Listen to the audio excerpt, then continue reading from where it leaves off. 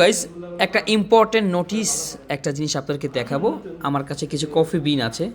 So আমাদের বাঙালিদেরকে কেন মানুষ এত অবিশ্বাস করে, কিছু রিজন আছে। দেখেন এই বিনের ভিতরে এখানে একটা কি আছে, এটা কি পাথর।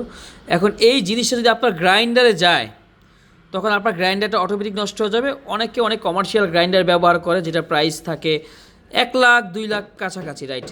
তো সেইখানে একটা পাথর থাকে। সো মানে দ্যাট ইজ আসলে ইউজলেস।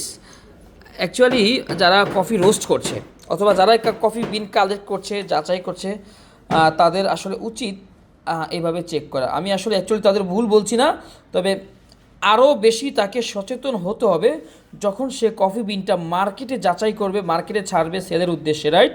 সো আপনারাও কেয়ারফুল থাকবেন। অনেক সময় এই বিনের কোম্পানির নামটা এখন বলছি না আমি, তারা তাদের এই বিনের মাঝখানে এরকম পাথর, এখন তো আমি আরও রিস্কে পড়ে গেলাম যে আরও কি পাথর কি আদৌ আছে কি না।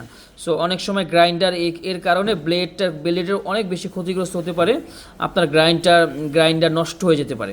So guys be careful. হ্যাঁ, কফির টেস্ট তো অবশ্যই, বালু যদি লাগে পাথর গুঁড়ো করে কফির সাথে অ্যাডজাস্ট হয়, এটা কিন্তু বালুর মতো ফিল চলে আসবে। So be careful.